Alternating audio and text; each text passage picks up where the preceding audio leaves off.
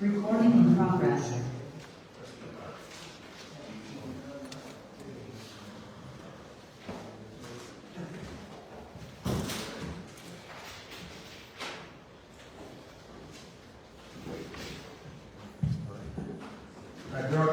Bringing this regular board meeting to order on April 16th at 7:02 p.m. Please be reminded to say the pledge.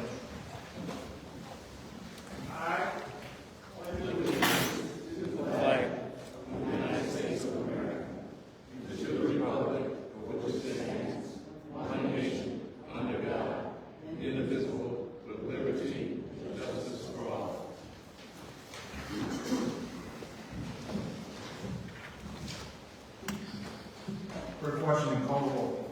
Trustee Brown. Present. Trustee Clark. Here. Trustee Lynch. Here. Trustee Rowe. Here. Trustee Taylor. Present. Trustee Williams. Would somebody like to make a motion for the approval of the board meeting minutes of April 2nd, 2024? So moved.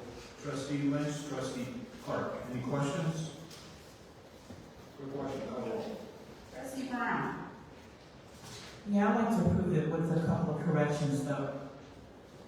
So on one of the minutes, one section, I asked Chief Welch about some of his verbiage in the packet, and it said that Trustee Rowe asked that question, but it was my inquiry. It wasn't hers. So Trustee Lynch, will you make a motion? Trustee Clark, will you vote in, will you allow your motion to be amended? Yes. It's the wrong trustee, so I'm the one, so in the minutes, it says that Trustee Rowe was the one that asked Chief Welch about his verbiage, about power and authority, etc., but I asked. So it's the wrong trustee that's there. Okay, any other questions? Quick question, call the roll. Trustee Clark. Yes. Trustee Lynch. Yes. Trustee Rowe. Yes. Trustee Taylor. Yes. Trustee Williams. Treasurer report, Treasurer, we are. Good evening, everyone. Bills payable as of April 10th, 2024, total $421,144.66. Sewer and water is $9,288.86. For the golf course, $19,874.89. Ted Austin, $4,114.53 for the total of all funds, $454,722.79. Somebody like to make a motion to approve the bills payable? So moved. Trustee Williams. Second. Trustee Clark. Any questions?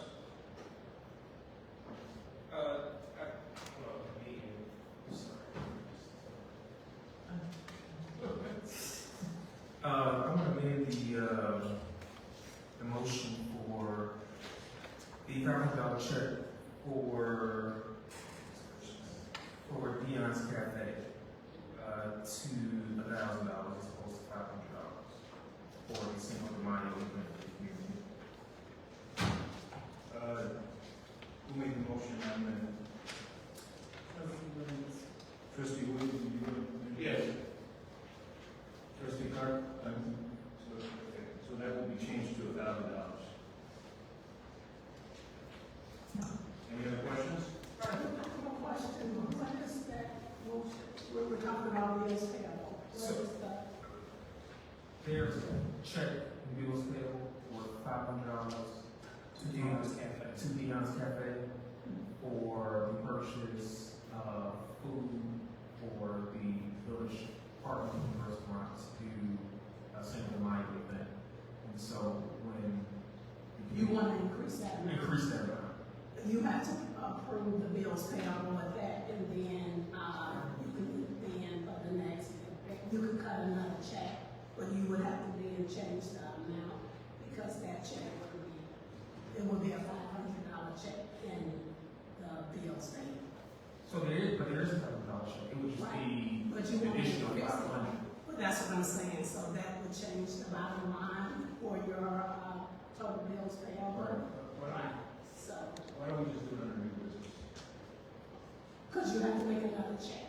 You either have to Okay. void out the check here and Right. create a new one, or you just approve it on the next, right? If you make Okay. that So we'll motion, do you another just cut a new check, right? Okay, all right, thank you. Any other questions? Your question, call. Trustee Brown. Yes. Trustee Clark. Trustee Lynch. Yes. Trustee Rowe. Yes. Trustee Taylor. Yes. Trustee Williams. Payroll. Payroll, I sent an email to the village administrator and the board just for, corrections for payroll. It should read payroll as, April 2nd, 2024. And then it also should include, the $5,001 for the elected officials. It doesn't change the bottom line, but March 8th payroll was approved on March 19th in an amount of $223,799.65. So we want to, modify just that, and knowing that this is the payroll dated as of April 22nd. And that's just because the last board meeting, there was not a payroll presented. It was a process, March 8th payroll was March 19th, but this payroll that you are approving tonight is is for April 2nd. not March 8th. So I just wanted to make sure that was noted for the record. Payroll as of the date. Treasurer Hart, I just add one thing in, thank you for the correction. So I will send out another, payroll sheet. The elected position should be 6794.84, and as the treasurer said, that still does not change the total of $202,000. Well, that would, the 67 would include my total stipend. So the elected officials pay was $5,991.20. That's in this bottom line of the 202,000. So it should be, because you would deduct that 991, which would be the additional The stipend. stipend. And then the elected officials, it would be that 5,000. Yeah.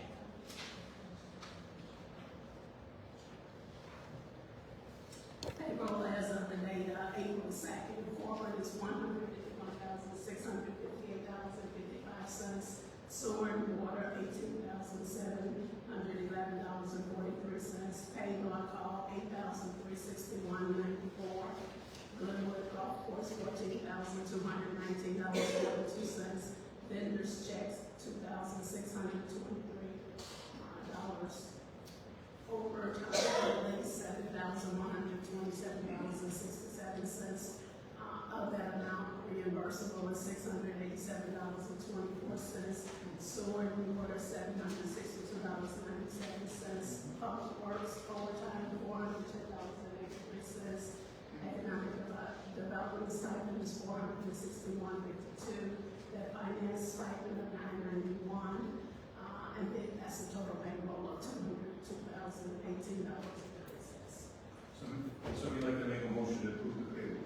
Can I ask the question first? Sure.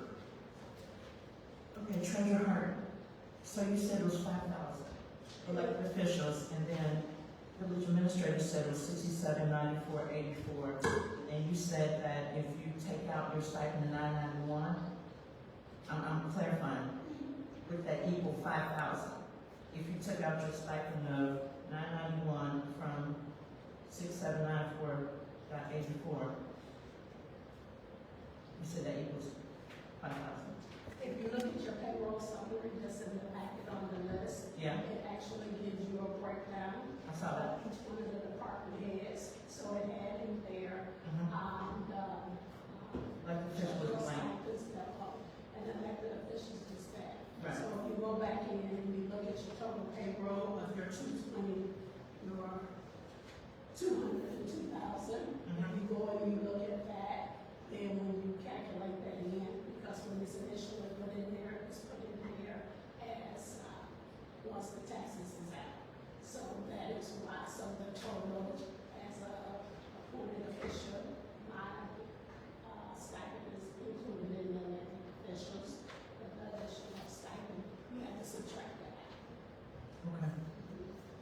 Somebody like to make a motion to approve payroll? So moved. Trustee Lynch. Trustee Clark, any additional questions? Just one more, Treasurer Hart, so with that incorrect coding for Robinson, where they were paid from corporate as opposed to, I'm sorry, paid from the corporate account as opposed to sewer, did that change, should that have changed, the bills payable total amount? No, it's just not the account, so it's not. Wait. I'm sorry, sir. No, it does not change your bottom line. We're just going to take 12,000, and apply it to sewer and water as opposed to the corporate account. The bottom line is the same. So once you move to this, just so you know, once that gets called, once you approve the bills, then the following day I go in and make the appropriate transfer, and then put all that information together for Adams and journal entry for the time. Okay. Thank you. Any additional questions? Your question, call roll. Trustee Brown? Yes. Trustee Clark? Yes. Trustee Lynch? Yes. Trustee Rowe? Yes. Trustee Taylor? Yes. Trustee Williams? The meeting's now open to the public for anything that you want to bring up and ask trustee. No? Come up and write your name and address down and you can address the board.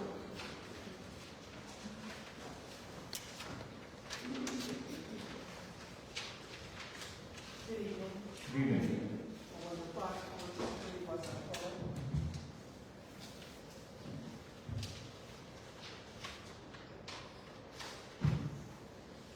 I haven't been here for my own body in a long time.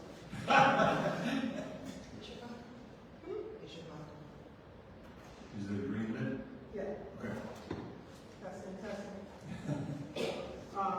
So I'll start with the easy stuff. So we started with Lima baseball. Fortunately, we have almost 60 kids. Great. I was thinking that we weren't going to have that many because, kids love playing basketball, love playing football, but baseball's an afterthought. But we wound up having 2 teams for T-ball, 2 teams for Pinto, and 1 for Mustang. And so we're ready to go. Great. So the first Saturday in May, we plan to have our parade.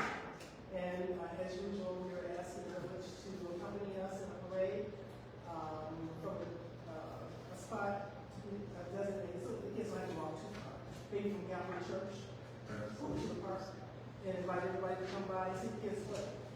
We anticipate that to be a big day, a big celebration, and we invite everyone to come by. What time is the parade? 9 o'clock. 9 o'clock. Okay. I think that is the 4th of May? Yes. So, Chief, can you make sure that you take care of the necessary things for the parade? Okay. That would be very helpful. So we've started to clean up in the 7-Eleven, and I've already talked to the village administrator. We have a situation. We're starting here in April. Football generally doesn't start until September. And we're starting to share a facility with the concession stand, where now we're going to be bringing in food, and they're still practicing, they're still having their spring ball, I guess. And we've never overlapped like that before. We never had to share a facility where they're bringing in their equipment, we're going to be bringing in food, we're going to have all kinds of things, we're going to start buying our food, and we may have some money in there, we can't have people going in and out. We talked about storage a long time ago, where we didn't have our equipment or whatnot in a separate place, and that didn't happen. So now we have a situation where the community is supportive, which is fantastic, I think it's wonderful, but overlapping and using the same area for storage and all of that, it's just not going to work out. It's going to come to a confrontation, and you're going to hear about it. We've already had a couple of confrontations. We can't have people outside of baseball come into concession stand where we're going to have food, money, this, that, and the other. Something's missing, there's going to be a problem. And so all of a sudden now they have a spring session, which is fine, it's great, wonderful. We didn't know anything about it, and so we're there at the same time. It's a storage area. It's a storage issue. So can I ask Ms. Plot and Brian, because I don't know the nuances of it. Does both baseball and football have keys to the facility? Yes. Wow. and it's no So, disrespect to any of the teams, but we don't give keys to facilities to anyone who rents the facility anytime until the moment that they are there. I think that's, we can probably resolve that issue with one, is if we take those keys back, and then when they are supposed to be in there, we have Public Works let them in, let them out. Because when you have most people with multiple access, you have that problem. And so if we can't immediately rectify the storage, then let's limit access to it. Because I don't know any one organization where if you're using it, you have a key to a facility that you don't own. right, so part of that is, we just finished all the facilities, so the last part is we're gonna rekey all facilities because we know there are keys running around for people who shouldn't have. The only issue I would kind of caution you against, if we have Public Works come in and open the door and close the door, we're gonna have probably 4 hours of overtime every time they come out. Because they're gonna come out, open the door, that's gonna be the first 2 hours, and then when they come back to lock at the end of the night, that's gonna be the second 2 hours. So I think we've got to come up with something right around this plot, I want to say around April 9th, I spoke with Tony Plott about getting a meeting set up with Richard Dixon and Gary to try to hopefully let them resolve this issue, so baseball will be in there, football will be out. I know that meeting didn't take place, and I talked to Tony within the last couple of evenings to say, let me try to get that set up. So what if police, since they're already on the street, if they are the ones that provide access to it or close it? I mean, I would, having a conversation with the sports team could be amicable and it could not.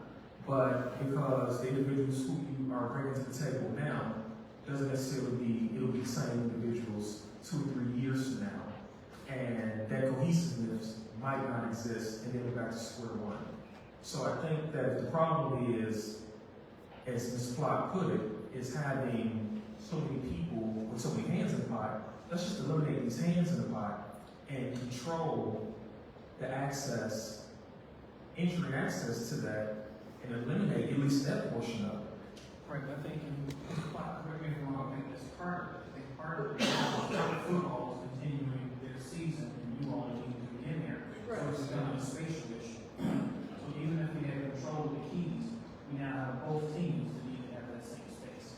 So I think in the past, we talked about, is there a possibility that we need to come up with some type of shed or some type of other space for equipment and things to be held in? That's the conversation that we're starting to have. I mean, correct me if I'm wrong, Ms. Black. No, I think, having the community involved and supporting your children is a wonderful thing. It's just, a matter of respect. When the season starts for football, we don't go back in until the spring. And so they decide to have spring ball, which is wonderful, something for the kids to do. And there's like I said, quite a few, that's fantastic. The thing is that it's now baseball's turn over. And they did the plan. And so they didn't- And nobody talked about it. And They so didn't now plan? It's gonna be a confrontation, and it's gonna be a problem. So they didn't plan for this? Right, and until I got the call from Mr. Ms. Platt, I didn't know that they were gonna still be doing this spring ball. So did they, is there anything in writing? Is there another agreement for them to have this space? I haven't seen anything in the So then, Well, no, I'll just say that when this conversation came up a couple of years ago, football wanted us to move our stuff out as it was starting. And Dixon and I had to go in that hot concession stand, everything we put upstairs we could take out because, remember, they said we wanted it out, so because they were starting the session. So we can't guarantee So would a shed resolve this issue? yes, we can have, wherever, your season ends, if you have something, put it in the shed, and, and not have dual access, because it's just gonna cause a problem. Joe, can you look into what a shed will cost out there? Yeah, but I do have one question. So you all will need a concession stand for us. Do you know if they will need a concession stand also? No, they won't. Okay, so as long as they don't need it, then it should make it. There's no reason for them to have concessions. so then, beyond that, there also has to be a conversation of the teams just call the practice or start the season early without one, notifying the village, receiving permission from the village, and then having these cohesive conversations. And I think that's the problem we run into, and I get it. Everybody wants to be a friendly, neighborly community, and we should.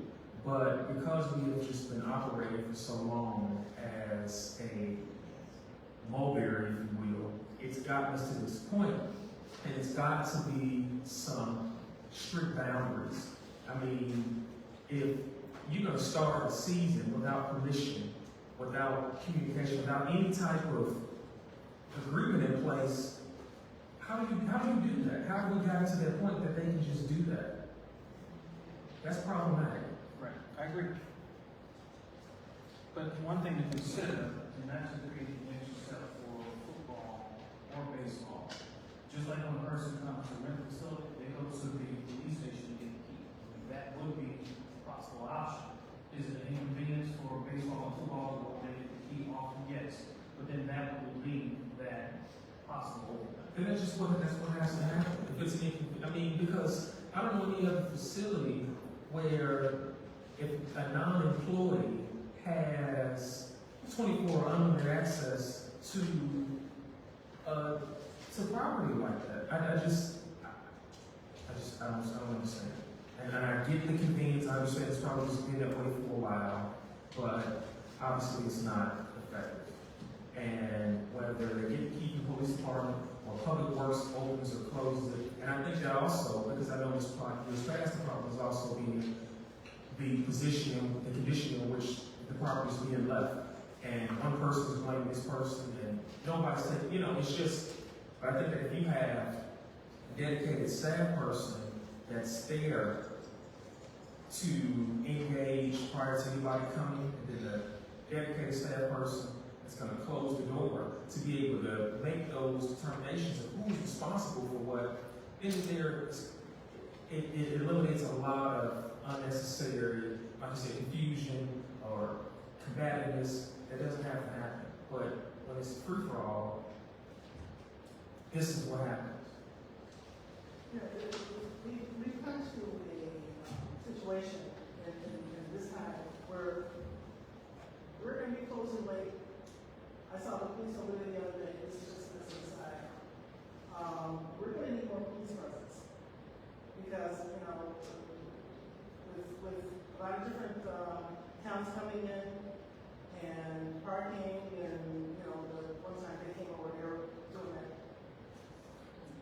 Yeah, and that was just really frightening. We're going to need some police presence, because when we're in there late, it means somebody's got our back, and we don't have to worry about any problems. But I'll leave it to you to help us out because we're not really actually going to start until 4th of May. But we are going to start cleaning. We're going to start purchasing things, and we don't want any. I don't want any complications. We've already had a problem. I don't want any more. Mrs. Clark, can I ask you a question? When did this new football season start that overlapped you? I think it started probably about 3 weeks ago. And around the same time. So they started spring ball, something new. Which is great. I mean, it's a great support for the community. The kids have something to do. The kids are interested. That's beautiful. But we can't share facilities. I totally agree with what you answered. Yeah. I totally agree. They just started without authority or permission or anything like that and stepped on your toes. My other question is, how late do you all leave? Well, At the latest. probably about 8 o'clock. Okay. And we appreciate people, watching out for us. Yeah. Because, it's a different world now. It's a frightening time. Yes, it is. But we'll look for your help on that. No problem. Okay. So let's talk about some business.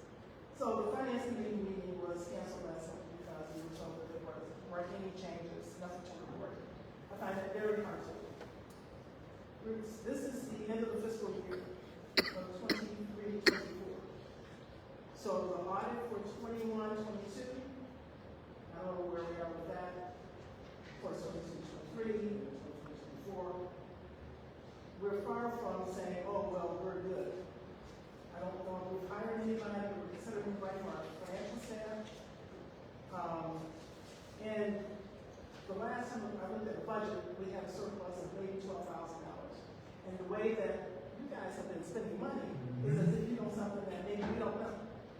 We know that there are revenues that are unfounded, unconfirmed. We know that our tax revenue is going to be lower. We know that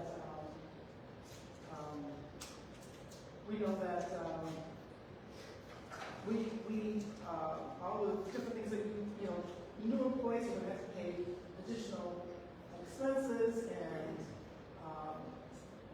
I just don't understand where we are spending money when we know that we have a slim surplus and revenues that are not confirmed, or revenues that we know that we don't really have a background or revenue stream to confirm or to compare to.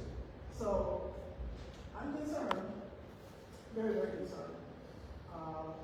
And we will be having a meeting, and we would like to know where we are. I would imagine, I know that we're probably going to have a deficit. We hope that we don't have anything like our neighbors to the east of us. I think that we're going to have a little problem. And if we have a surplus, a deficit that's more than $1 million, then you have to put yourself in the eye and say, what was I doing? What was I thinking? Because, that's going to be a big problem. And so, I know that we said at one time that we would not be looking at any additional capital expenditures until the beginning of the next fiscal year. And when we have made the kind of decisions that we have, I just want to know, what are you looking at that? I don't see. I'm only, been in this business for, I'm in the town where I tell you. But when you have to finish your audit, you have to have your books in order, you have to know your actuals, your second largest fund has to be solvent. At least you have to know what's in your second largest fund, which is your water fund. That really bothers me because we still have actuals. If you look at your budget, and that you have a few months ago, and you look at your actuals, and it's something like $1,000, and you know that's not true. Because we all pay, I know, by myself, I pay more than that. We don't have actuals reported. And I know that we've had people that were interested in coming in this town and helping out. Because I had introduced them to the village, who could have brought in some people and some temps and done some things. So we need to make sure that we are putting our best fiscal foot ahead of us. So when you continue to spend money that we really don't have and it's not in the budget, you have to ask yourself, what's going to be the bottom line? And if you have a huge deficit, you have to look at each other in the eye and say, I'm responsible for this. Ms. Clark, when you said the meeting was canceled, can you say again why it was canceled? The chairperson communicated with the village administrator and said there weren't any updates.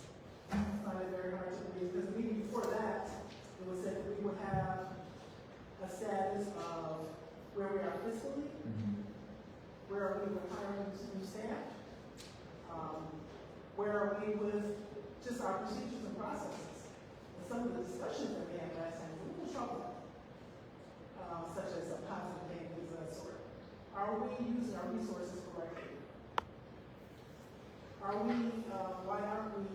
don't we have all of our actuals posted? Why don't we have staff in here posting that kind of stuff?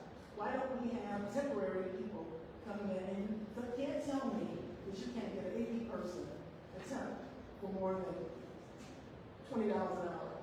Can't tell me you can't get that. All of the stuff, the boxes and stuff that's laying around, should have all been scanned by now. It should have been posted by now. It doesn't take that long. Especially if you start from scratch, you do it every day, we're paying people. A lot of money. And where are we? Where are we? We're paying all these accounting firms. Adam's great, and all the other people, they're fantastic. But are we any better now than we were a year ago? Yes. That's a good answer. I'm gonna give it. I mean, I just, we're spending a lot of money, and, I've always said, it's worth the money. We need to spend money, we have to spend money, but we need to do it wisely. So procedures, processes, what are we doing? Are we trying to post all of the monies that come into this village? Are we aware of where we are?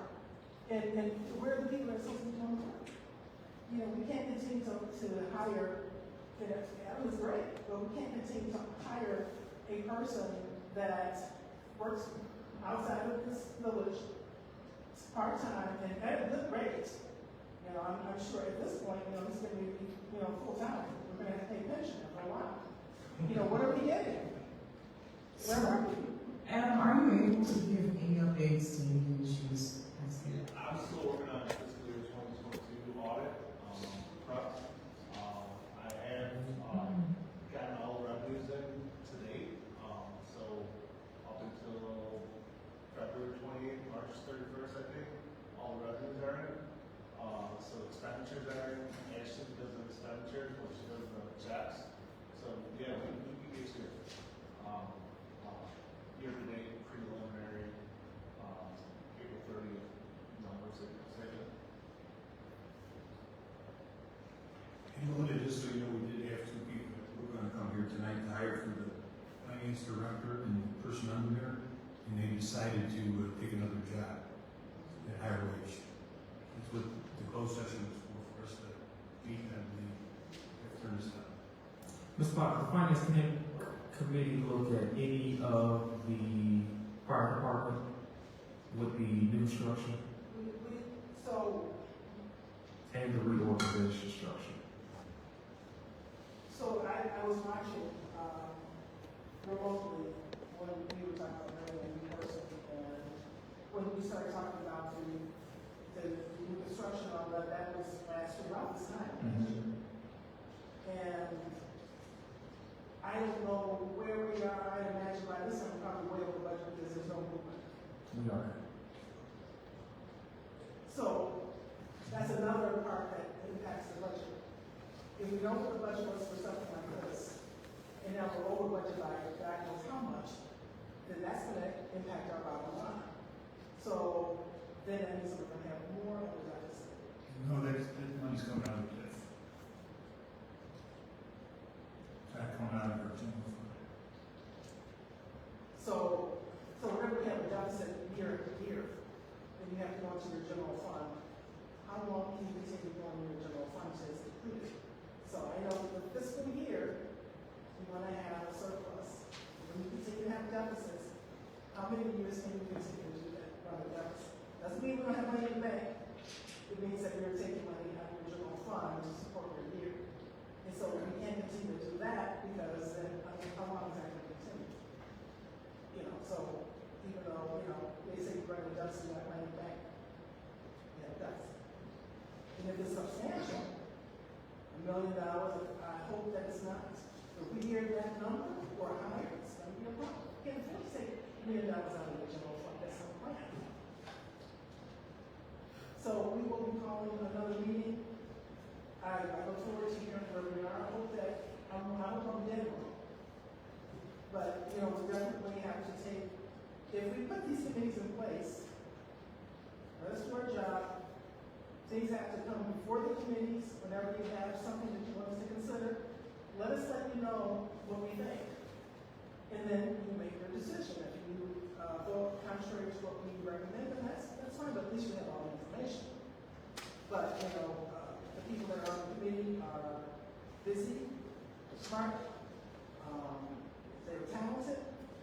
But, if you vote for these things before we can even think about it, even talk about it, then we're just voting based on a feeling, an emotion.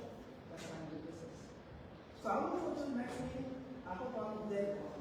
Mrs. Clark, I really, really, really appreciate you. And I really appreciate everything that you said. You were very smart, astute. There's no but. Period. And I sit here and I take notes and I listen. I'm still learning. I know that I remember the mayor saying that our taxes has been flat for a long time. I know people don't want our taxes to be raised, etc. And I understand what you're saying about you can't just keep taking, from the general fund and funding us that way. The only thing that I would disagree, one little statement that you made, the only thing, we will never be like Dalton, our neighbors over east. We won't. And I'm just saying that because I know we won't. We don't have the same type of people. I don't want to talk about anybody's character. I'm just going by what I read. And Glenwood is nothing like Dalton. And we're not going to be that way. And so, to your point, I hope you're dead wrong. I don't know if there's one to. Yes. I've lived here for over 23 years. I love it. I know. I'm a very active resident. Yes, ma'am. Involved in life and death. I love them, I love them. Mhm. I just wanted to, start on your solids, that we continue to be solid, that we continue to families here that go to the south, that we're doing the right things.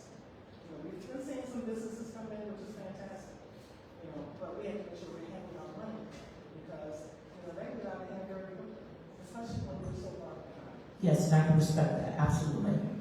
Thank you. Thank you. Anybody else wishing to address the board?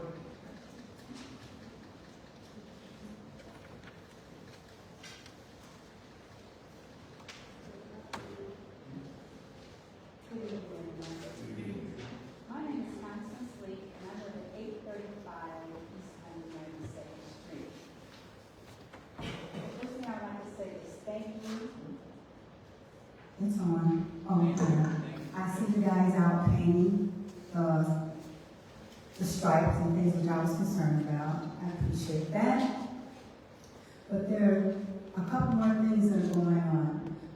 At the last meeting, we talked about, raising the money to rent, build houses and things like that. I'm pretty sure that there is an ordinance on the books about, garbage cans being set on the side of people's houses. They were doing that so long they didn't even bring them in anymore. I think we should reinforce that ordinance.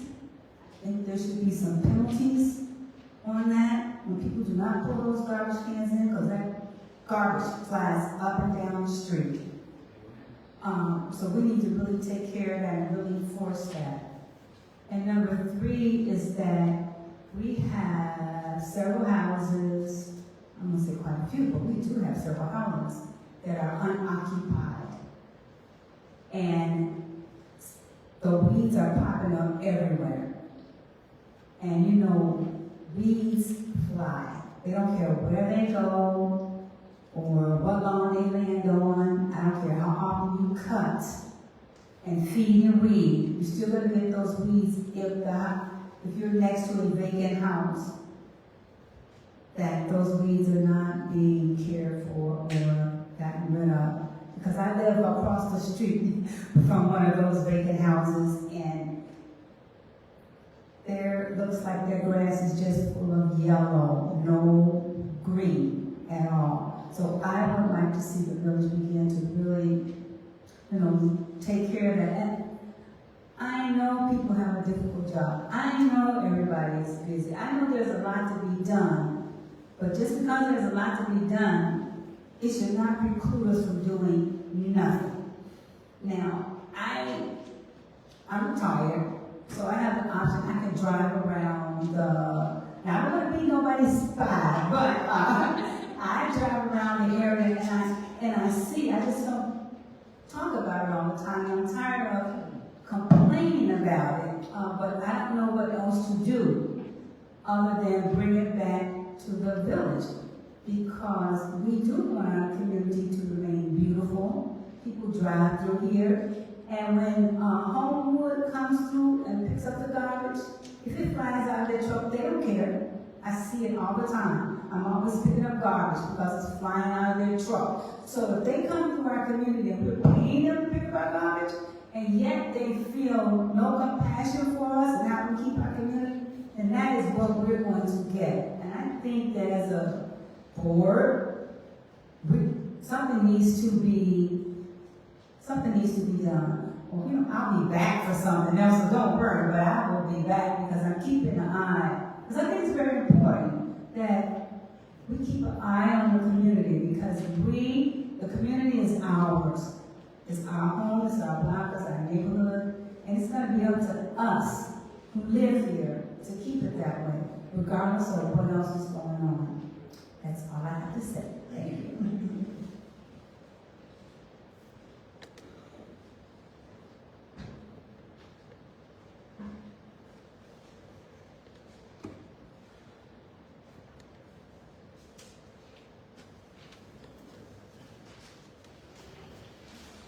Thank you.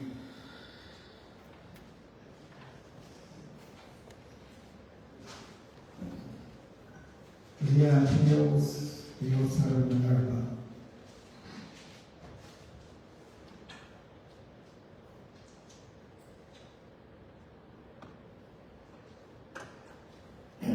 On the village website, the 2022 water report.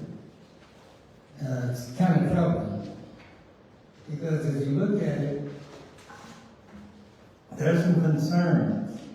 It says that there were violations during the year of 2021.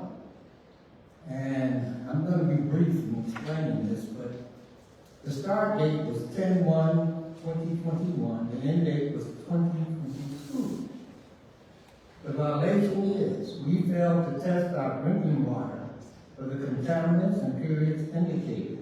Because of this failure, we cannot be sure of the quality of our drinking water during the period indicated. And I guess the contaminants were lead and copper. Then again, it's repeated. It's repeated from the start date of 12/30/2022 to an end date of 1/6/23. Same thing, we failed to test our drinking water for contaminants and period indicated. Because of this failure, we cannot be sure of the quality of our drinking water during the period indicated. Then, there should have been a notice to the public. There was no notice to the public, and it states, start date 2021, end date 2022. We failed to adequately notify you, our drinking water consumers, that's us, the village, about a violation of the drinking water regulation. That's very troubling when you read this. It's right underneath your picture there. So, I guess my concern is, do we have oversight now? And have we corrected the situation? There's only two things that you can get. We're not free anymore, but God gave us air and water. And we need to be good stewards, and we need to protect that. So my question is, have we had the proper oversight now so that we don't have a drinking water issue in Glenwood? Joe and Dave, you want to comment? Who's the water person? I believe that was the time in which the village was in between public works directors. And those tests are due quite frequently, I think a couple times a month. So you miss one, it goes on that record, and it never comes off. It's like, it's like a traffic ticket. But I can assure you, we have water operators on my staff. When Joe took over, we worked with him. I think everything's been up to date, at least since Director Manasopoulos was around. Yeah, but the concern is the statement. I understand what you're saying. Okay, during a period of time, there have been some tests missed. But when you say we cannot be sure of what you're drinking, it's like saying, can I run over you and leave you in the street? That is a very damning statement, and it certainly gives us some concern. So, it's in the past, but nevertheless, let's ensure that we don't get into a situation again like that. Because that's a major thing throughout the United States. We don't want to become a situation where we become newsworthy anything like that. The Southtown put in an article in Sunday's paper. Will County is getting federal money, and I'm gonna cut through the chase.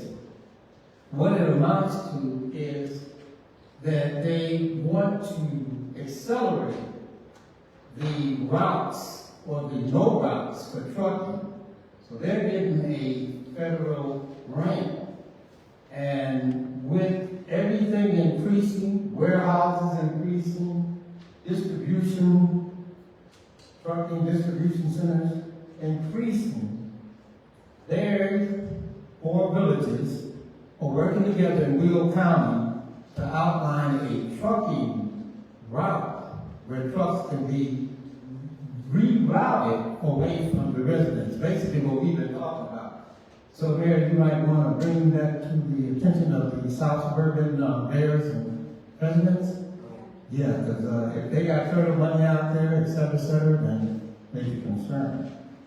I want to commend our police chief, and I've talked to the deputy chief too, when they come out to the meetings, on the way they have the squad cars out in front of the school out here.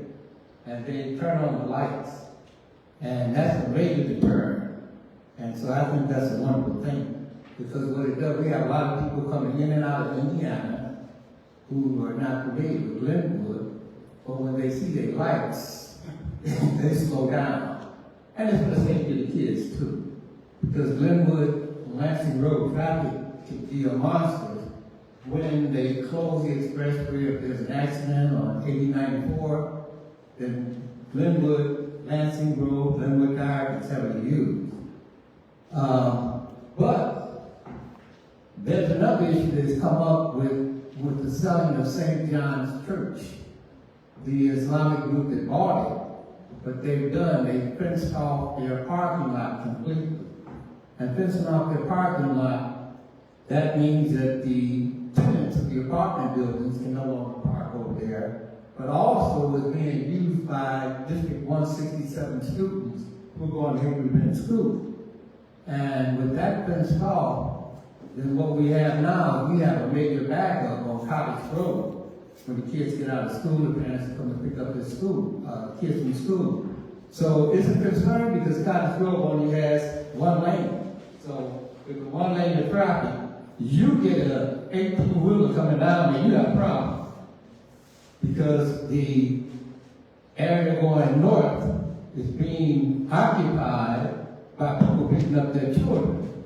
So you get an 18-wheeler who comes out and tries to go around those vehicles, you have a situation. So it's something that I keep, We actually talked to them, they're cooperative, and they take another shot at it for the time they're lane. So Private property. I think, Mayor, the school board recently paid for their gate to get repaired, actually a new gate, and I think if I'm incorrect, I will, take a proof, but I believe the agreement was that gate is supposed to be open during school hours. After school hours, that gate is supposed to be closed. Was it an agreement between St. John and the owners? Between the new owners. Because that gate is new. Between the new owners and the school district, because there was also a conversation about snow plowing and things like that. But if I'm not misspeaking, that gate is supposed, that was in the agreement, that gate is supposed to be open during school hours, and then aside from that, to prevent the tenants in that area from parking on that, then they close the gate. But that gate is supposed to be open, and that's part of the school district's agreement with the church. Chief, can you look at that? The gate is locked. We walk constantly, and I don't know what the agreement is, but And I think the they school need to is be. supposed to have, I think they have a remote to it. I think the engineers are supposed to have access to that. That gate is locked. If they're Now, we're not talking about the gate that, where you can drive off Cottage Road and continue on down 191st Street. Talking about the actual gate for the parking spaces for the for the, now Islamic blah, blah, blah, that used to be St. John. They have two gates. So what a lot of parents, I used to pick up my grandchild, you would come in and you would come around St. John's lot and you could pick up your child. But now you're forced to go in just into the area where the school is, where they have to turn around and you're competing with buses. Yeah. When you come in there, so that gate is, there's a lot of parents who just tell their kids, look, I'm picking you up late. So I'm coming in at blah, blah, blah, period of time, blah, blah, blah, so I can get my private. But yeah, since you're aware of it, but I would hate to see a child get into a situation. Lastly, while the trustees are considering the prices along with the administrator for field houses and the policy, somewhere in the language, it needs to be stated, because we've extended the capacity of the field house. There was a group in there on Sunday, a large group, and that's good. But they practically filled the parking lot, and so it could be a conflict when we have the football season open up, if somebody's written that time on a day when the football team has a home game, there could be a parking situation. But in the policy, there should be something saying that, yeah, we got the field house, don't do this, don't put nails here, but also in the surrounding area. Because sometimes people will rent the field house, they go to the basketball court, they go to play baseball, etc. They leave trash all over the place. They drive vehicles onto the grass, and nobody should really be driving vehicles onto the grass, down to the dugout, or anywhere else. But I've seen people that are not familiar with the area, they'll come off Linwood Lansing Road and they'll drive right across. So you got children out there playing. So it's a concern. And also, the park closes at dusk. So we'll have some people running the field house. They'll have children playing out in the playground area, which is good. They'll be on the baseball field, which is good. But when it gets dark, they need to come out of the park. Because we have houses, our house, the park is our backyard. And on 3 sides, you have houses around the park. On 3 different sides. And if they're pumping music, if they're using foul language, and I think you mentioned it, Dr. Brown, about being close to the field house in this minute. But there also should be some language, Brian, about the surrounding area. Okay. I think what would be a good idea is if Mr. Fields, if you and I and the chief can get together on some of these things and kind of discuss and come up with Love, thank you. Brian, can I ask you real quick, with that water report, if in fact it had happened when we didn't have a public works director, and I heard Dave say that he has water quality certs on his team, so who then steps in if there's a vacancy to be sure that it still gets done, if the engineer has it to support if we don't have anybody in the record? Right, so we've got operators within public works that have their water license, and they work in conjunction with Robinson, should we need Robinson. So just like before Joe went into the deputy role, he still had his water license, which gives him the ability to do a lot of the stuff that needs to be done. So he did not have to be a director to do it. At the same time, a lot of those issues that Mr. Fields brought up, we can discuss outside of it because most of those were resolved. I know there was a delivery to every door done by Public Works. The information that came to us from the state was addressed in a timely fashion. Were there some issues that came up? Yes. But I want to make sure that everybody knows they were addressed once they were brought to our attention. And that's, I'm not saying it wasn't, I just want to know that it wasn't prevented. How do we be sure that just is consistent? Well, I think what it needs to be is that if for some reason Joe finds that it's something that they're not capable of doing, which we're pretty sure, we have 3 or 4 operators with water license now, then we would reach out to Dave Robinson, would definitely be able to support us with their experts in the water. Weaver. Good evening, Lori Wheeler, 413 Dorchester Avenue. Some of my questions were already been mentioned by Mrs. Plott and Mr. Fields with the audit, the water. Now I wanted to ask one more thing about the water, because I do remember that water report. Matter of fact, I believe I still have a copy of it. Because you really didn't answer the question, I don't think, when they said that it was not really safe to drink. Was it treated or what? You didn't really answer that question. But since we brought up the water, and we've been having all these water main breaks, my question is, in the future, what's going to be done to repair, because you never know where a break is going to be. But I'm sure that you all have done some type of testing to find out exactly which lines need to be replaced. So I guess my question would be, are you making plans for that? Are you budgeting for that? Is a grant for that? Will the federal government help for that? We did apply, and the mayor just signed the next application a couple weeks ago. We did apply last year, which was just renewed to the IEPA for a loan with forgiveness. So I think it's about 25%. So you take out a loan for, I think we're looking at like $5 million worth of water main replacement. We know where the bad spots are. A lot of them are in the Point, and we take 25% off principal when you get the loan, and you take the rest back over the term like any other loan. We're just waiting to hear back from the IEPA on that. Because I agree, water is, I tell my family, water is a precious commodity. We should not take it for granted. I don't want water while I brush my teeth. I want to try to be conservative because it is precious. Some of the other questions, I know you all know my passion. Once again, I think it's been years. Now I'm serious. I would like to know, did we put new mulch down at Hickory Glen Park? We did. So you got that done. I thought so. I had another resident that said you didn't, but I told her, oh yes, you did. All the parks. My grandmother even knows. What, I noticed that there was someone raking the fields to get the baseball fields in shape. Did you also repaint the tennis courts? No, not yet. Okay. What about the sand volleyball We court? still gotta get that squared away. Is that going to be done this year? Is that budgeted Yes. for this year? Yes. Okay. That was my concern. And I don't hear you, Brian, asking me to come to you about my concerns.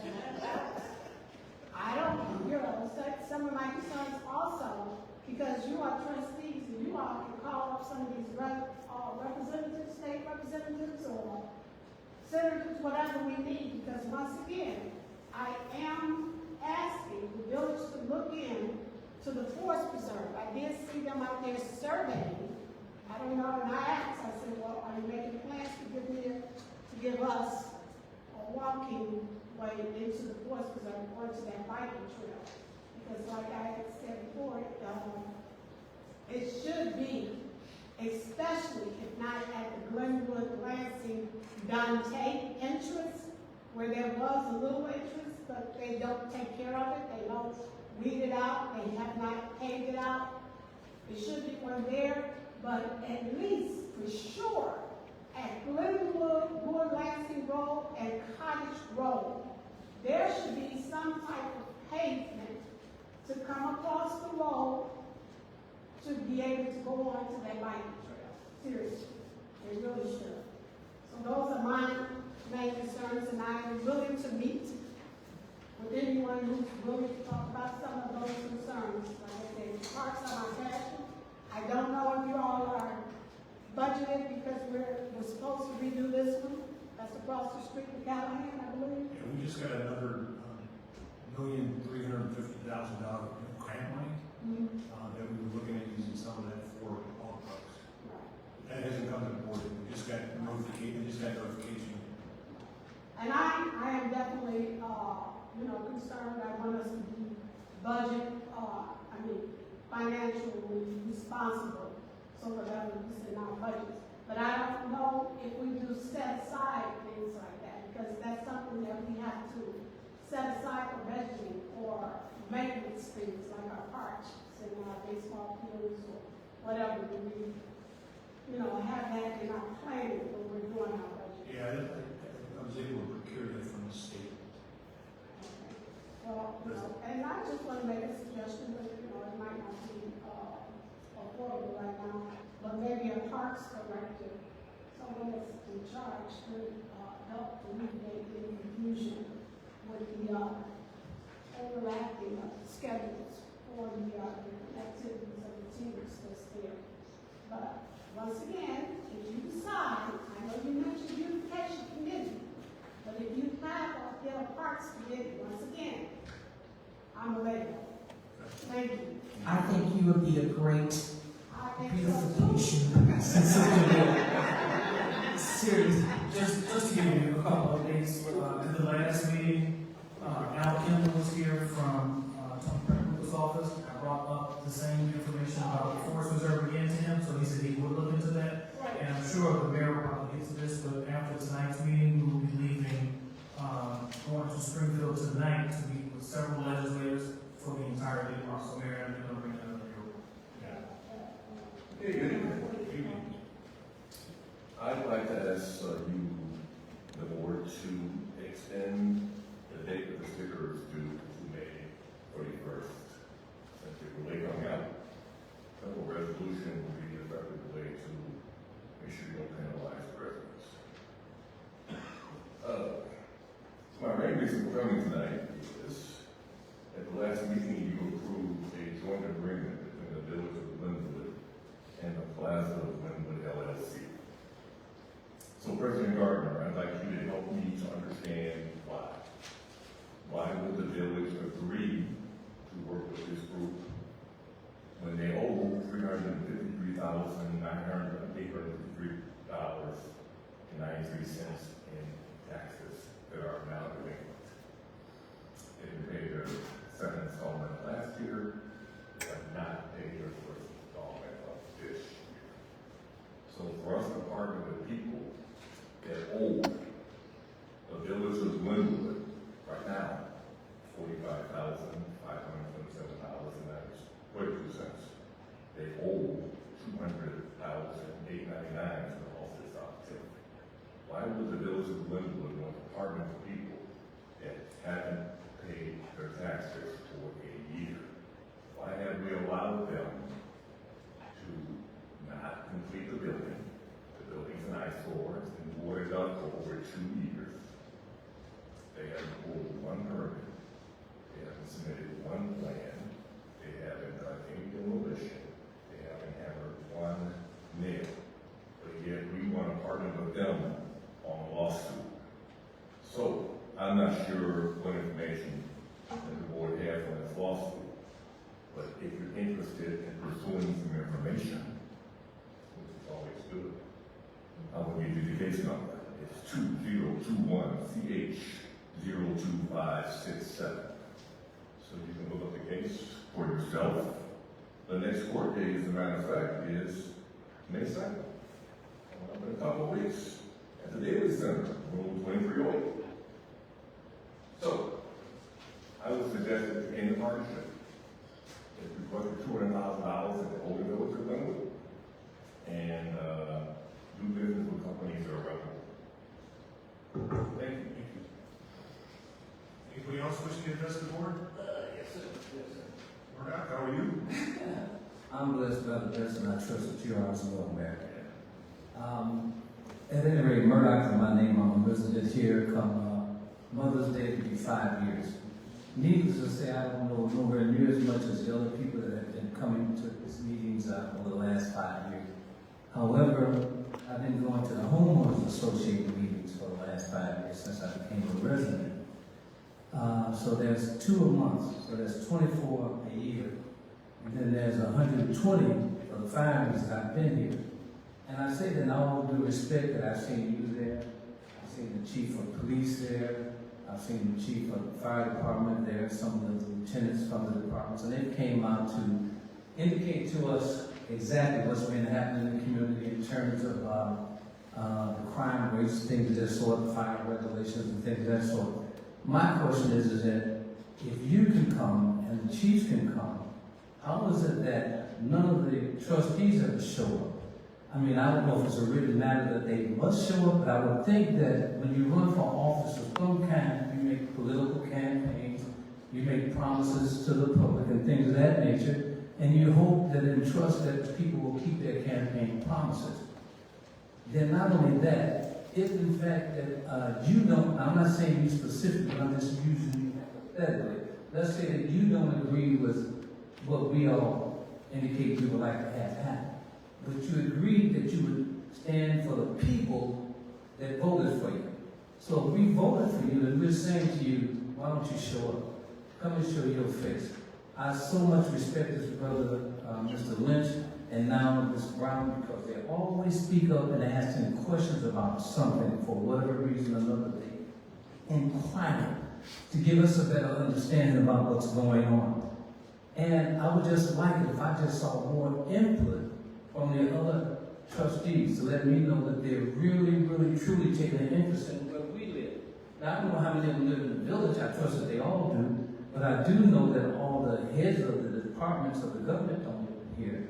And we just want everybody to take concern of Glenwood, and whatever other surrounding areas that you encounter, that you have a contact with. We should be working to help one another. We're not doing that. We're standing apart from each other. We're standing over here looking out the window. Like you said, you see the trash out there. The garbage people leave trash on my street too. You know, but it's unfortunate that happens. And so now that we bring these issues to you, it's a question of standing up and answering them honestly without putting on a facade face. I call it like I see it. Putting on a facade face and standing up for the department that you're working for, the trustees department, the police department, chief of fire, whatever. Stand up and be accountable. We had a gentleman that came to our homeowners associated meeting this past Wednesday or so ago, and he literally just lashed into the chief of the fire department.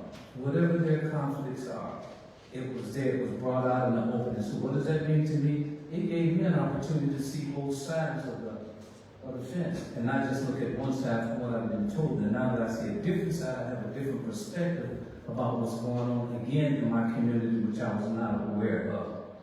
So do understand, I'm not afraid, Mayor, if I don't get my issues resolved, as an example, whatever they are that I've complained about before, because I may speak up. Because I'm speaking up because I live in an area that I want it to be a lot better than where it was from where I came from. I came from the city of Chicago. This is a lot better than the city of Chicago right now. We can do a lot better than what we're doing. But it takes you to stand up and to get the other people to realize that we're asking for something special, something that we deserve. And if we can't get what we deserve, then there's going to be some issues down the road somewhere. Be it that it's personally against the individuals who come up here and speak, or against the people that sit up here in front. Something goes wrong somewhere. You know, sooner or later, what goes around comes around. Thank you. Thank you. Mr. Murdoch. Trustee Brown.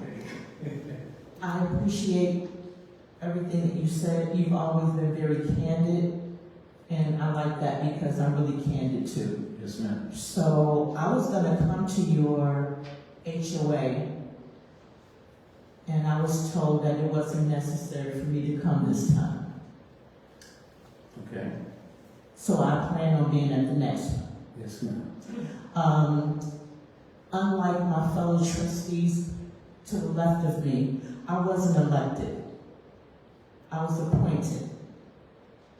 And me, and I know we separate church from state, but I believe that I was appointed, of course, by the mayor and my trustees. I love them now. They voted me in, so I think it's great. But I believe that I was appointed by God. I am here to do the best that I can and to serve. I'm here to listen to concerns and also get some accolades, thank you. but I'm not here for show. I have a lot going on. I'm a single parent. I work a very, very hard job. So we don't have to, I don't think anybody has to be here. But I want to be here. And I vow to do the best that I can while I'm here. And I respect everybody's opinion, no matter if I agree with everything or not. I just want you all to respect ours too. Just mutual respect. And so I really appreciate you. I like your t-shirt. Because it said brown. You know what I'm gonna say? Thank you so much. I had to take my wife to the hospital, just for a temporary checkup. It still said brown. Her doctor says to me, Yes. who goes to Brown? Well, I didn't go to Brown. And he said, oh, my son went to Brown, he's getting ready to be a doctor or that. I said, the only reason why I said Brown was I couldn't find anything that said black at the time.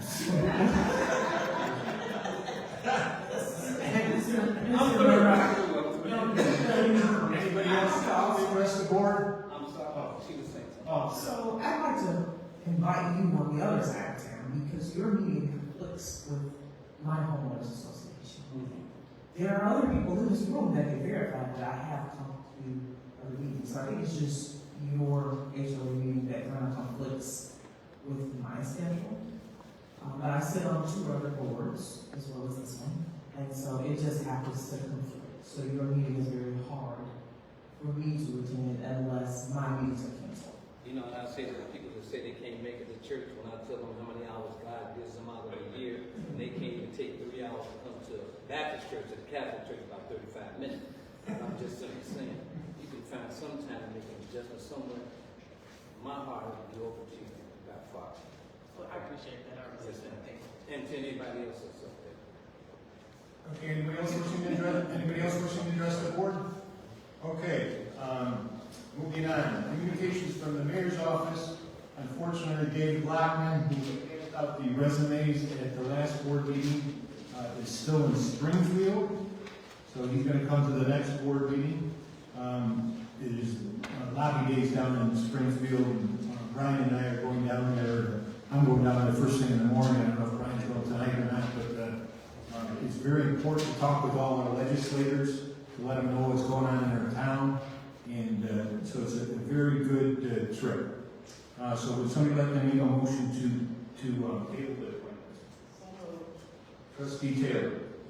Trustee, was that Lynch? Trustee Lynch? Or question, call roll. Trustee Brown? Yes. Trustee Clark? Yes. Trustee Lynch? Yes. Trustee Rowe? Yes. Trustee Taylor? Yes. Trustee Williams? Since the 2 financial people are not here, would somebody like to make a motion to table the closed session? So. Trustee Roll and Trustee Taylor, quick question, call roll. Trustee Brown? Yes. Trustee Clark? Yes. Trustee Lynch? Yes. Trustee Rowe? Yes. Trustee Taylor? Yes. Trustee Williams? And so can we get a first and a second, and then we'll have Aero Strategy Group come up. We'd like to make a motion for the approval of a contract with Aero Strategy Group for the purpose of communication with the Village of London. So, Trustee Brown, Trustee Taylor. Steve, if you could come on up. And the reason that we did this is everybody complains about the communication, and the reason that this is up here. Everybody complains about our communication to the residents for events that we have, things that are happening in the village. Steve, if you looked at his resume, you can see he's worked for numerous people, and I think he'll do a great job. Steve? Appreciate the opportunity and to come before you this evening, and just hopeful that I can help elevate the profile of the village, the things that are happening here, the businesses, the activities with the HOAs, and the partnerships that the village has. It's been good to hear the concerns that it's all about the community. Everybody's who's been up here can hear the best interest there and want to make the community better. So the opportunity to tell that story and get that out there through media, through traditional media, social media, the website, the newsletter, are all things that I'd love to be able to help the village do. Yes. Go ahead. In this contract, or do you have other clients? How many clients? I do. currently I have five clients right now. The firm, yeah, there's 5. So, 5 clients, sorry. are you staff alone, or do you have? No, so I've got 3 people who work with me at the firm, from a photographer, graphic designer, and then another sort of assistant type position.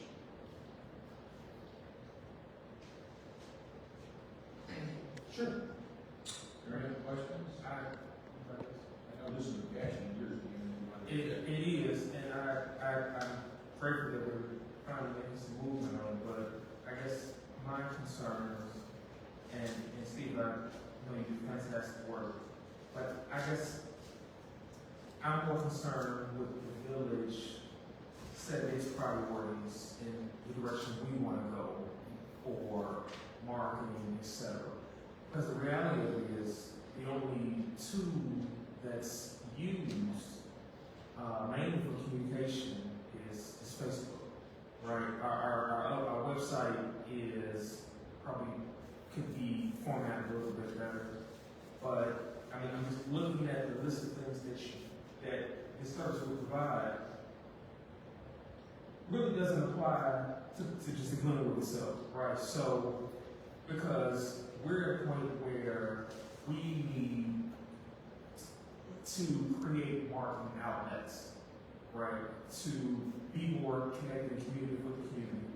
I mean, thankfully, we don't have situations where there's press conferences that's required, right? We don't use, we have our Gazette that goes out once a year, so, which I think we absolutely need your services, 100%, but I think that the board needs to identify what our priorities are necessary and then present that and see how then you can formulate your organization around it. Because when we talk about marketing, right, we need to get beyond just Facebook. We need to talk about, having banners out, throughout the village, or when we have communication going out, like, we use Deputy Chief to design, so we need to just understand what our real needs are,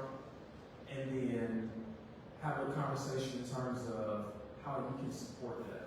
Because for, a monthly retainer, I just think that we have to have a better understanding of how we can maximize that.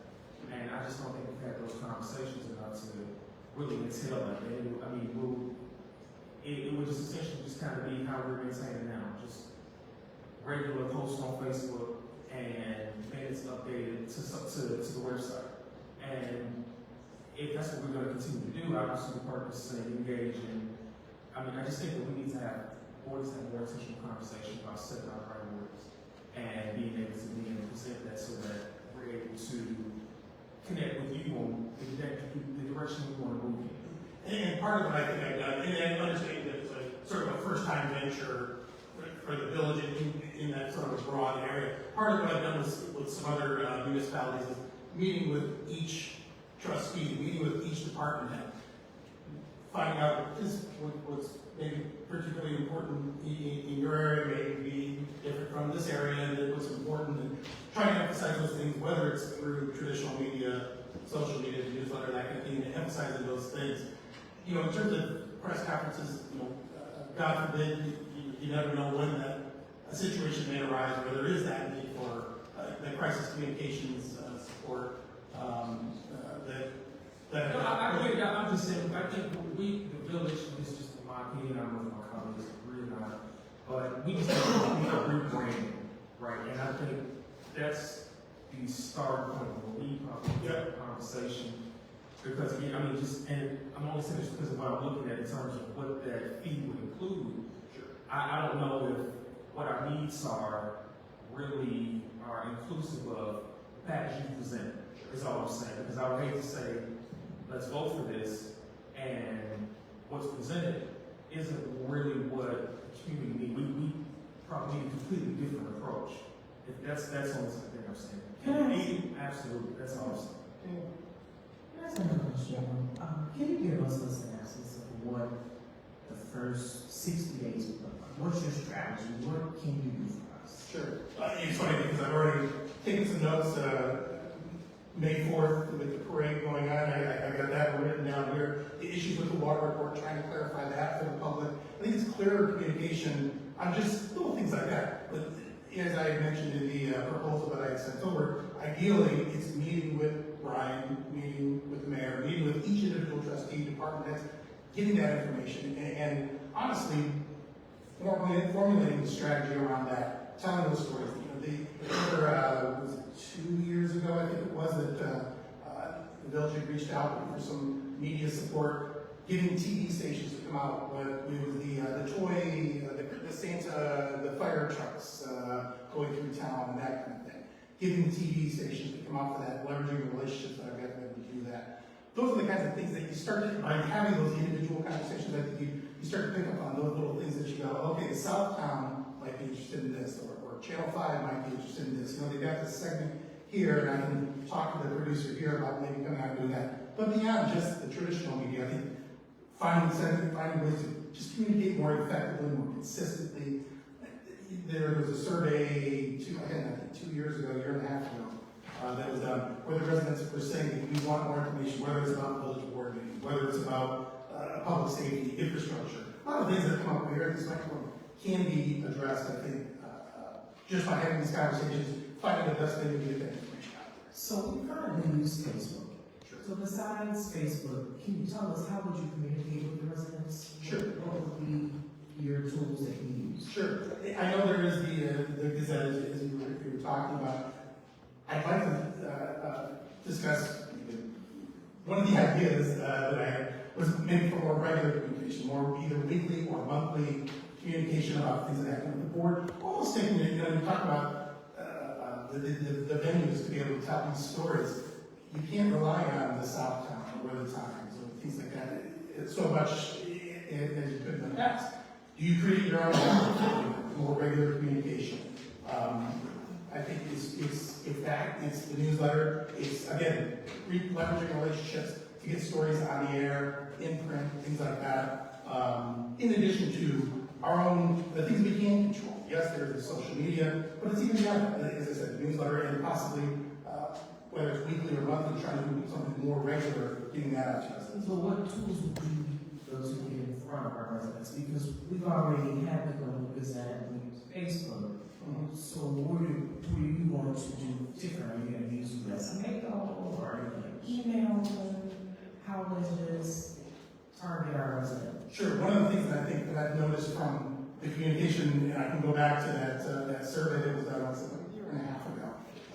There were about 140, I think, responses that were digital, and there were more than 200 that came in from print. So I still think there is still an audience there for that print delivery. And does that mean it's a double-sided thing that goes out? However it may go out. I think that's a strong way to, again, just constant communication, information, reports from these board meetings, and letting them know what was discussed, what was voted on, things like that. But doing that in a more consistent way, digital or print, is my thought. So then, Steve, what does that mean for the village's accessibility to you on a monthly basis? Sure. In terms of events, meetings, you name it. How do we determine if we've exhausted our use of the service? Well, I think that's the idea that I propose out there is I'm yours to use as needed. I want to be proactive about it as well, and make sure that I'm not just sitting back waiting for a phone call. I want to be aggressive about, okay, I'm going to be meeting with this person, and going from there. So no, I don't know that there's a limitation. It's sort of a balance. Some months are going to be super busy, and some months will be an average. And in my mind, it averages out. Generally speaking, that's how it works. And currently, so just so everybody knows, there's one employee that did the Gazette for us is no longer with us. We have any current manager with that. So I would be taking over the Gazette content and layout and et cetera as well. Mr. Patterson, Yes, ma'am. I think that you are, I think your firm is forward-thinking as far as where we're concerned. Trustee Lynch mentioned that we were operating like Mulberry. That's what you said. And you're not clearly Mulberry. The Gazette comes out every 3 months, whenever that does, in 3 months. Sometimes I flip through it and I want more information, not just everything about the library. It could be a spotlight of a resident. It could be an improvement of something that we've done. We can let the residents know that may not have access or may have missed a board meeting or not here. That's something that you do that it could just spotlight that. Like the posters around the area, the Cinco de Mayo celebration that we're getting ready to have, the parades, youth, maybe you can spotlight, upward events. So I think that we could really use you, okay? I also understand what my colleagues are saying, like you're fancy, as we say, you're really fancy. And so since we're not used to not that we should be fancy, but we're not used to fancy, and so we're looking at fancy cost $2,000 or $3,500 a month. So we're trying to get the most from you that we can, and you say you're available 24/7 for like breaking news. So we know that our sister village over there is always in breaking news. We don't want to be that type of breaking news. But I don't have to ask you what would you call breaking news. We all know what breaking news is. Is your retainer negotiable? Of course, everything's negotiable. Yeah, of course. Whatever, and it would just depend on the services that are desired and the amounts of that.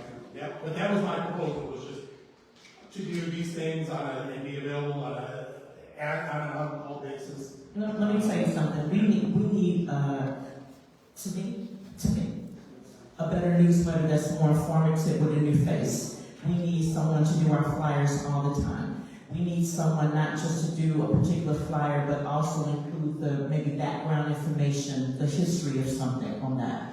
We need some things for our youth. We need to spotlight some of that. We need to spotlight maybe an HOA that's done something great, or a neighbor that's done something wonderful, or like Sister Willard, beautification, programs for seniors. We need things like that. I know a lot of residents were talking about Channel 4.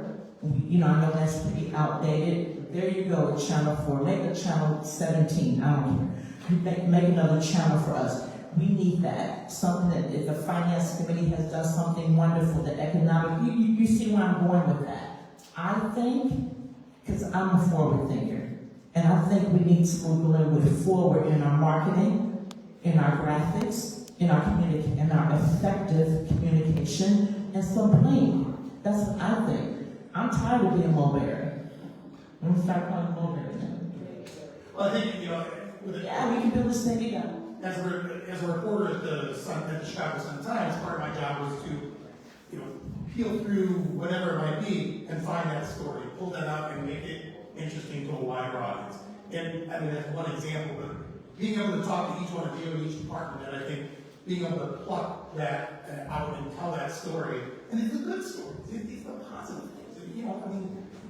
To have so many involved parents, you've got the football kids and the baseball kids. It's a good problem to have, really, when you talk about, as you're saying, some of the neighboring communities, then why they're in the news, And as long as you're negotiable. Sure, here we are. Yes. Maybe this is a question for the mayor. I know we get the Gazette quarterly, but is it possible to know? When it is possible. I'm just asking, because that's me to the house. Our contract with our outside vendor, it's a quarterly, it's already a contract with them to run a quarter. But that doesn't mean we can, we could adjust the contract and go somewhere else. So I have been asking for this for years, and I appreciate you, Steve, for being here. And I think we wholeheartedly need it. But my two concerns before we engage in any other contracts, one is to know how to pay for it, and two, to have a plan what we're actually gonna utilize, what we're engaging in.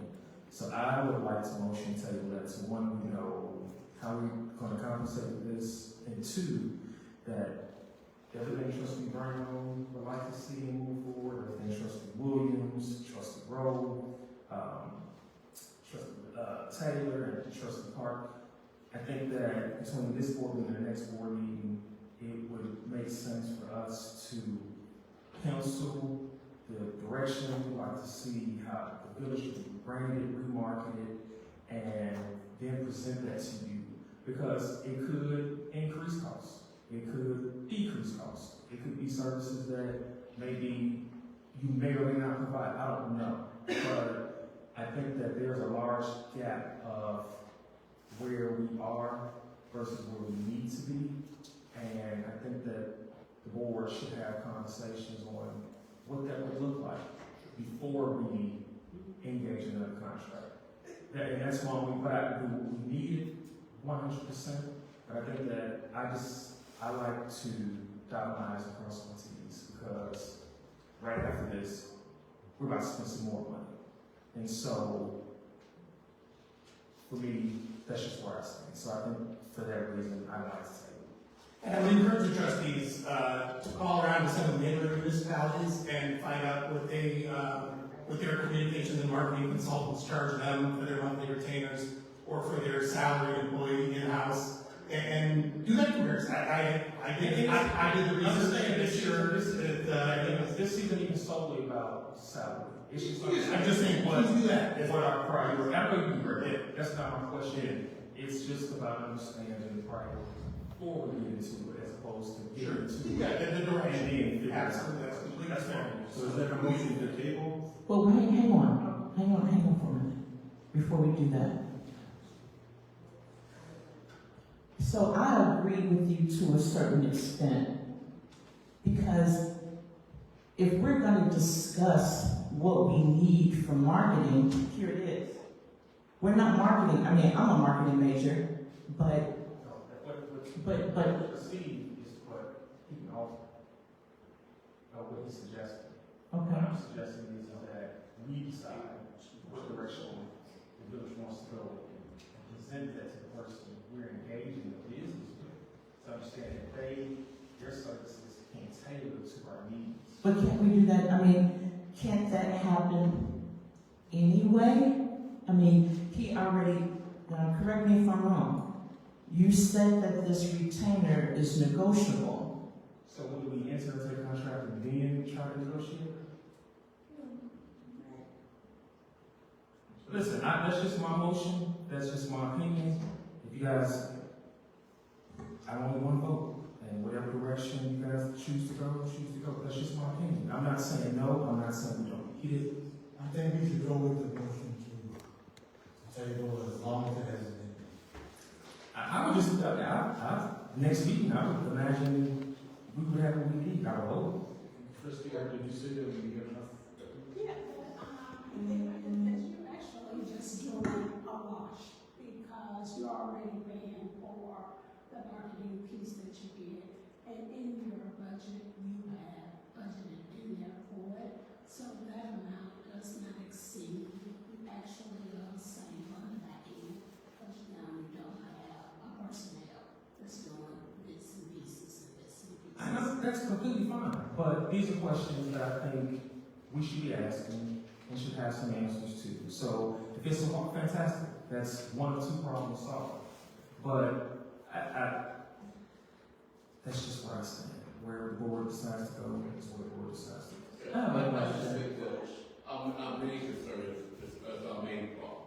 Our main problem is we need to improve our lines of communication between the village hall and the residents of the community. Be on the same board, the same line. So they know the way we want to go, and we know the way they would like to go. And then we need to improve that, so we can be part of the same team. And that should be our number one goal. And I believe that he can do that. So this is my last comment to that. If our treasurer says that it's a wash, and we've already budgeted for that. And now we don't have to piecemeal and get somebody to do the Gazette, and then somebody else to do the flyer, and then somebody else to put this, and somebody else to do that. And we have one person that can do that, and it's not exceeding the budget, and it's a wash. Then I don't know, and like you say, it's your vote, and it's my vote. I don't know what we have to table if we have the person in front of us, and it's not going to impact us negatively. So if it's not, we can always tell him what the direction that we want to go in. We can, when we get hired at a job, we don't know the job right away. They tell us what the job description is, but at the end of the day, how many people do more than the job description really says? And you get paid the same amount of money. That's true. Trustee Roll, want to say something? I have two questions. So what is the cost to do the Gazette, right? Because we. Good question. So keep in mind, the cost of the Gazette kind of fluctuates, because what happens with the Gazette is they get the ads. As long as they get the ads to cover the cost, that then determines what our difference is that we pay. So if they get enough ads, then our cost may be $400. If they don't get enough ads, then our cost may be $1,200 or $1,300. And so the next question, because I don't see it here, but let's say that if we did enter into a contract with you, what are the terms of the contract as far as cancellation? And coming back to the question about negotiating, things being negotiable, I don't think a formal contract, but it's usually like a 30-day notification either way. It's standard. But yeah. Is there any other questions? So we have a first and a second. Any other questions? Or question, call roll? What are we voting on? This is To table it or not to table it? To table. Well, no, there is no formal, if Ian wants to formally table, want to formally table? Art, do you want to table? Does he already make a motion? So, okay, any other questions? This is motion to table. Or question, call roll? Trustee Brown. No. Trustee Clark. Yes. Trustee Lynch. Yes. Trustee Rowe. No. Trustee Taylor. No. Trustee Williams. No. Somebody want to give a first and a second to, for the approval of, the approval of contract with Aero Strategy Group for the purpose of communication and marketing for the village of Plymouth. So moved. Trustee Taylor. Second. Trustee Brown. Any additional questions? Or question, call roll. Trustee Brown. Yes. Trustee Clark. Yes. Trustee Lynch. No. Trustee Rowe. Yes. Trustee Taylor. Yes. Trustee Williams. Aye. Thank you, Steve. We'll get in touch with you and we'll get a little more. Okay.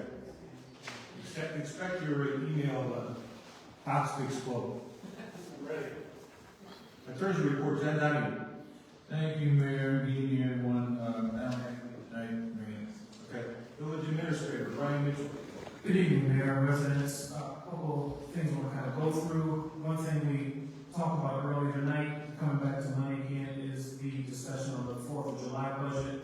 The events committee met prior to this meeting, and just a couple of things to try to offset some of the costs. In your packet, or actually separately, Friday, I sent you a memo from the request in terms of what that budget looks like from the police department, fire department, public works, and Glen Woody.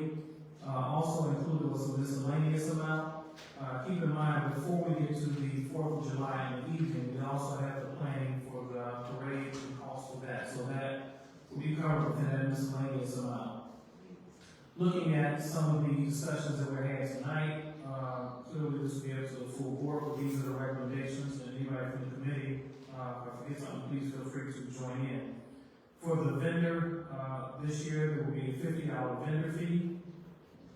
For vehicles coming to see the fireworks, it will be $20 per vehicle for non-residents. For entertainment, there will be a DJ only. Again, mentioning back to the parade, that will cover some of those costs. We would look at going back to the public works budget where you see costs for purchases of rental of tables, chairs, and those type of things. The recommendation would be we would put on the flyers and advertise that people should bring their own tables and chairs to enjoy the venue.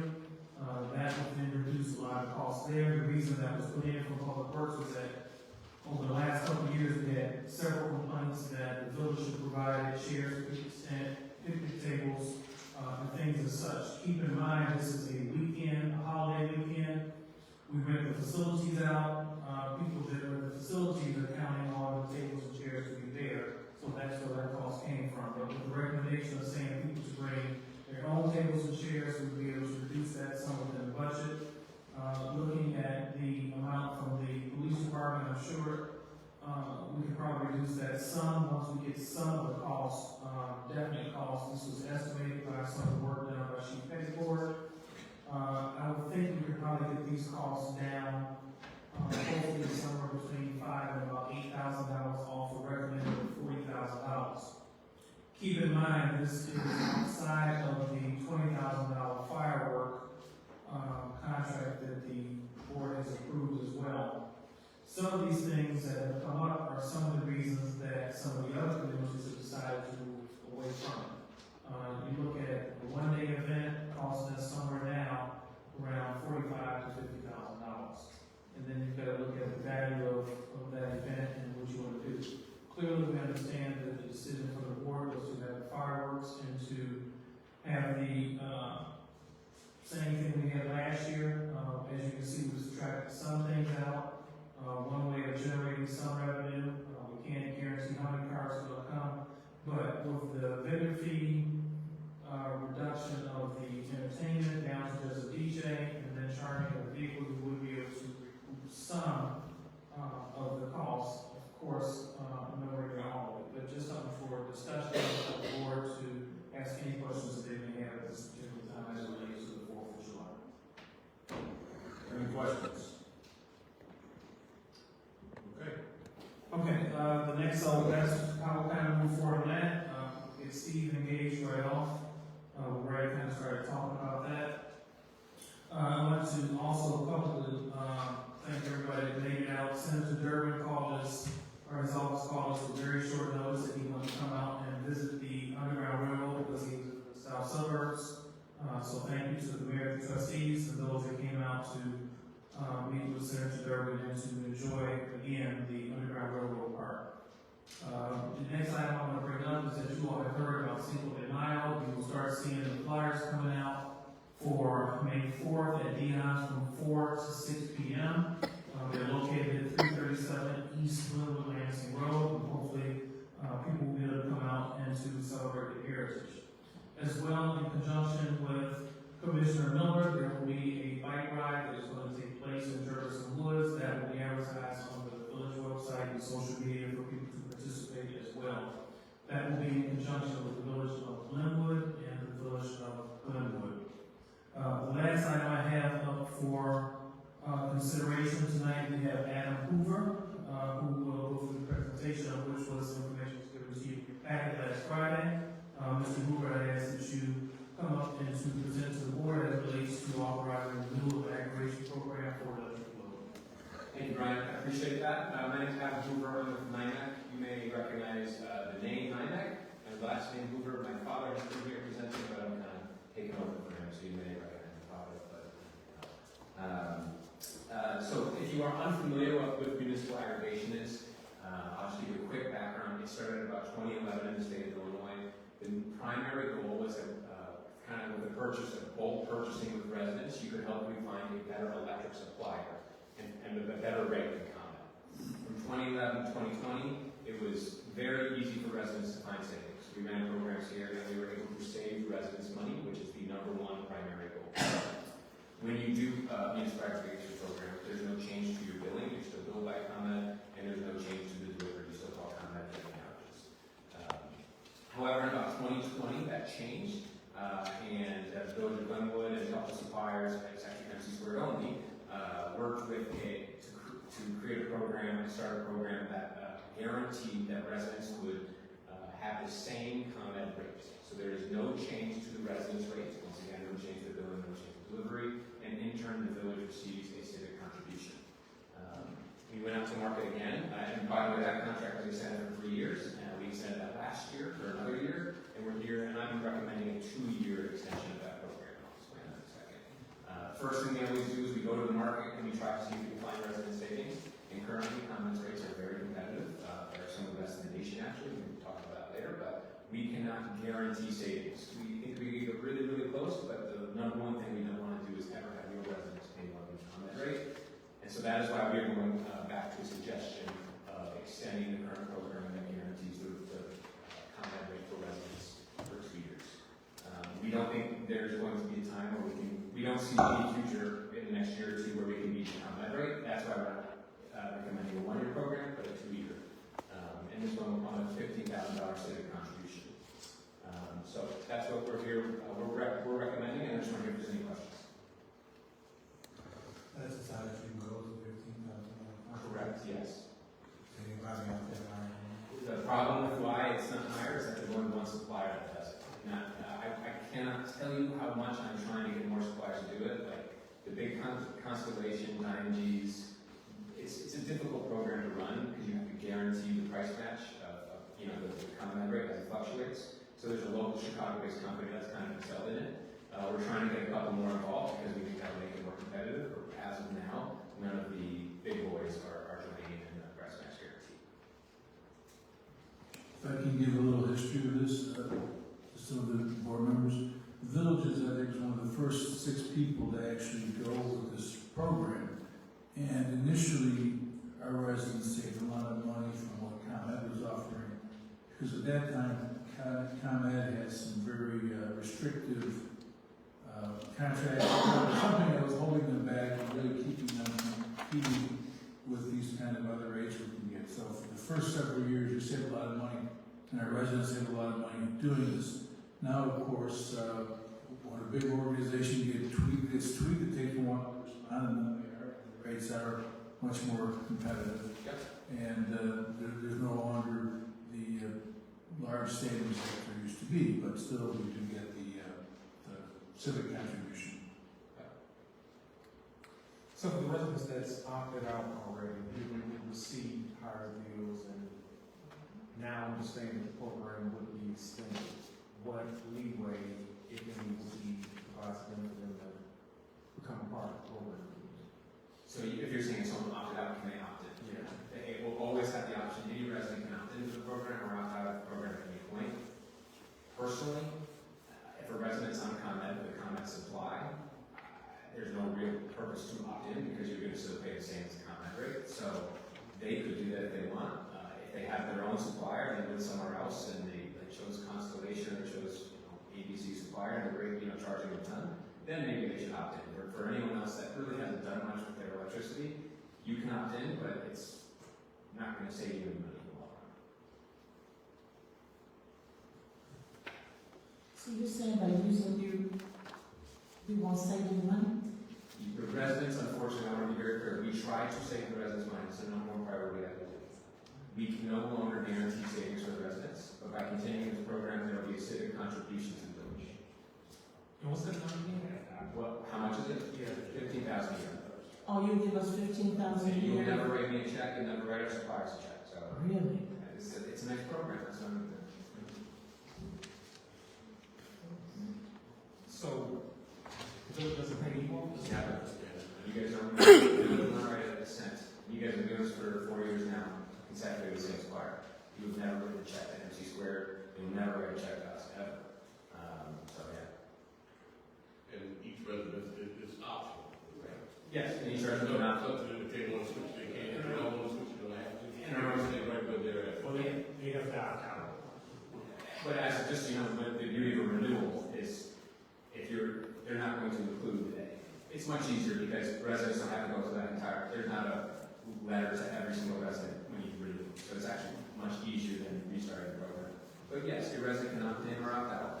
Once again, they don't really have a strong suggestion. There's no real difference between the two. That's the beauty of the program. So yes, they can opt in or opt out, but They're not changing the rate, they're not changing paying the ComEd, doesn't change anything. Any other questions? Okay, would somebody like to make a motion for consideration of an ordinance authorizing the renewal aggregation program for electrical load for 2 years, and we would receive a $15,000 civic contribution? So moved. Trustee Brown. Do you have a second? Second. Trustee Taylor. Any additional questions? For a question, call roll. Trustee Williams? Aye. Trustee Taylor? Yes. Trustee Rowe? Yes. Trustee Lynch? Yes. Trustee Clark? Yes. Trustee Brown? Yes. Thank you, Mr. Hoover. Mr. Mayor. How you dad said hello. The last announcement I have, the last 2 announcements is, vehicle stickers are on sale, which falls over at 9 o'clock. As a result of the stickers being delivered late, I've been in communication with Chief Pettycourt.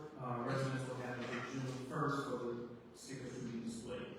And then lastly, we kind of brought it up earlier, but I don't know if you saw the final schedule of meetings starting tomorrow at 8:30 a.m. and it goes all the way up to about 6:30. So hopefully those meetings will become very productive. I think we've done quite a bit of preparation over the last 2 months just for this one day of all day meeting. So hopefully we'll be able to come back to some good news.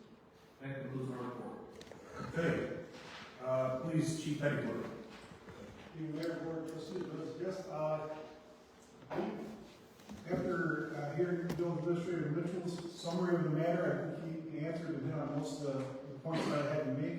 So I don't know if there's anything more I need to add to this, but we met with the group, the events group 2 weeks ago. We discussed our comments, our concerns, and we presented the budget for all public works, fire department, police department, and golf course, what our anticipated budget was, as laid out by Administrator Mitchell, approximately $40,000, and we're obviously looking to cut where we could. Any questions for the chief?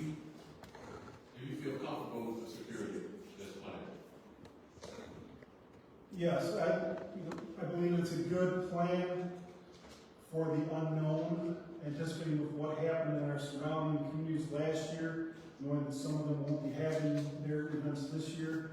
And so that we're hoping that some of these measures that we're taking will deter any bad actors, and that if not, we will have a greater supplement of officers and personnel there to deal with, to mitigate those factors. Any other questions? Do you still think we really need that fence? Well, it's could be a, kind of like a spare tire. We hope you don't need it, but it does offer an area where we can have some enhanced security, might not contain it, but an area, a secure area that people can go in and know that everyone who's been there through their bags are not permitted, that they've been checked, that everyone there has been vetted through, at least some sort of security screening. In that, what we envision would be the parking lot area, the north or the south out of Glenwood. And did you say, one last thing, did you say that Glenwood would be closed, like for restrooms or? Yes, that's what we discussed at the facility level. Because we had issues there last year with people sneaking in, going about, and we would have to locate and search and find them and get them out of there. Okay, any other questions? Okay, under new business, would somebody like to make a motion to increase the Cinco de Mayo contributions to Dion's Cafe to an additional $500? Trustee Lynch. Second. Trustee Brown. Any questions? For a question, call roll. Trustee Brown? Yes. Trustee Clark? Yes. Trustee Lynch? Yes. Trustee Rowe? Any other? Trustee Taylor? Yes. Trustee Williams? Aye. Any other new business? Any old business? Sure. Business, the 4th of July, with Juneteenth coming out. I'm sorry. That,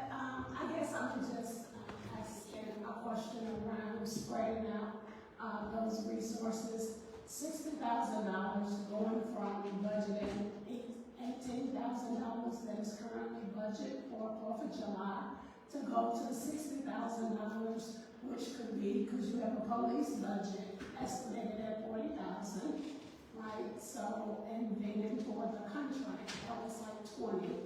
But it was also some language in that contract that it could be between 20,000 and 24,000.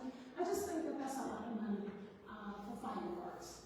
$60,000 for us to invest in fireworks, and maybe since other municipalities looking at the safety, the overall safety. So if we're not going to have that 4th of July event, then maybe other municipalities coming. But with June 10th coming up, then maybe somehow that the fireworks can move up or do something different. But to kind of just taking those resources, right, to split it between the holidays and event planning, I just think that's a lot, and that was not budgeted in. So that will carry over to your fiscal year 25. I mean, if that's the board's flavor to budget for fiscal year 25 to $60,000 for 2 hours of fireworks, I think that's a lot. That's not what it is. To give the board something to make it budget-wise. Thank you, Treasurer. Any old business? Somebody would like to make a motion to adjourn? Trustee Lynch, Trustee Taylor? For question, call roll. Trustee Brown? Yes.